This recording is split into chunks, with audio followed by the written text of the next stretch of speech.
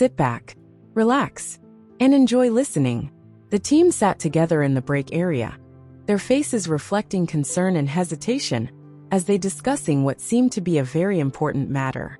Member 1 says, "I still think we need to talk to RK about this.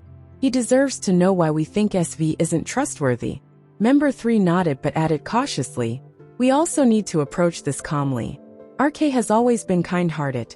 He might not see the cruel side of people as we do, but isn't that exactly why we need to make him understand?" Member 5 interjected, "He's too innocent to notice the manipulation.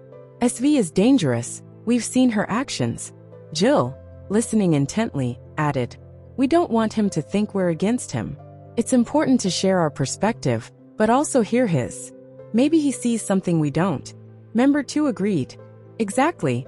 Let's not argue or push too hard. We just need to clear up any doubts he might have." The group discussed strategies, weighing the pros and cons of what to say. Finally, Member 4 asked, "But who's going to start the conversation? It's not exactly easy to bring up SV." Everyone exchanged awkward glances, each pointing to someone else. Suddenly, the sound of RK's footsteps echoed in the hallway. "He's here," someone whispered in a panic.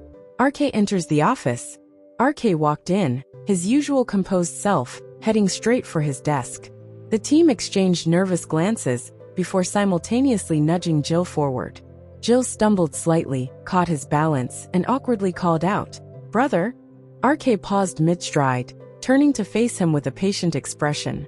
Jill gulped, his voice faltering. Good morning, brother," he stammered, the words tumbling out in a rush. RK nodded, a small smile playing on his lips. "Good morning," he replied, waiting to see if Jill had more to say.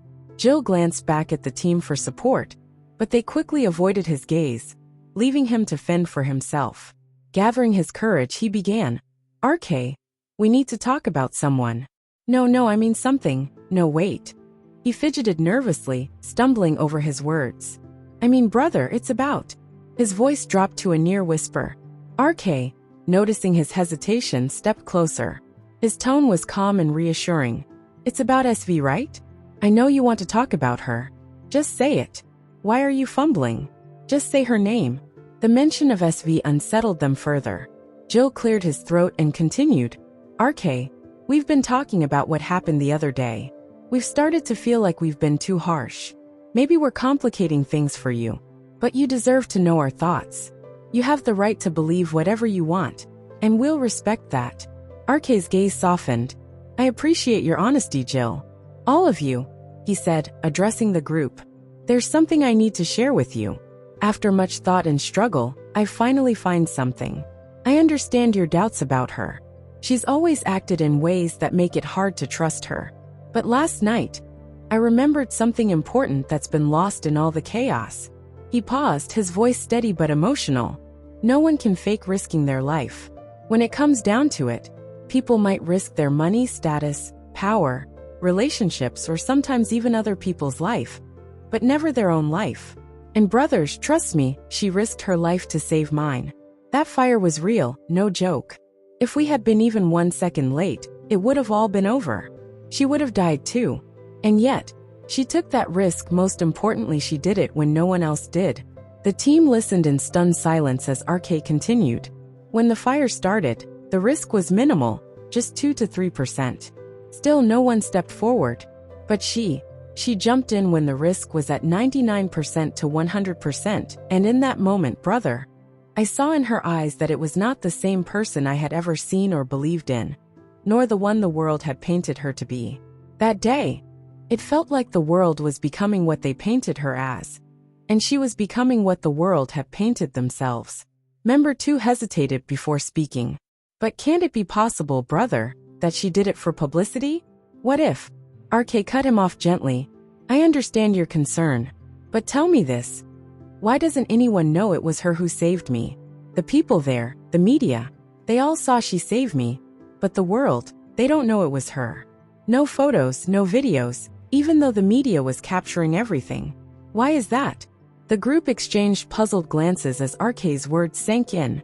The team exchanged puzzled glances, the weight of RK's words sinking in. He sighed, his voice softening. I know you all care for me deeply, and I'm grateful for that. Your love, your affection, it means the world to me. But this time, I don't want to repeat my past mistakes. I still regret it, and may regret it for my whole life. But I don't want to repeat the same mistake of believing something the world says without knowing. They didn't even spend a second with the person they are spreading news about. So this time, I just want to figure out things myself, and don't want to believe what the world says. Another member hesitated before asking, but what about how she treated you? Just because you held her hand? RK said, I don't know, brother. I really don't know why she treated me like that, or why she hates me so much. But I know there must be something I don't know yet for sure. I have a feeling there's definitely something. Some reason that I'm not aware of. But that doesn't mean I question her, or accept everything is all wrong. It's just that I don't know that yet, and I really don't care about it right now. I know things will take time, and I just want to wait for that without being blinded by all assumptions this time. The team fell silent. They weren't fully convinced, but they wanted to support RK. Jill, who had been quietly observing, suddenly spoke up with newfound excitement. He had always wanted RK to follow his heart, and today, though not entirely, RK had taken a step in that direction. This made Jill genuinely happy, and he said, "Good luck. I hope you find all the answers you're looking for."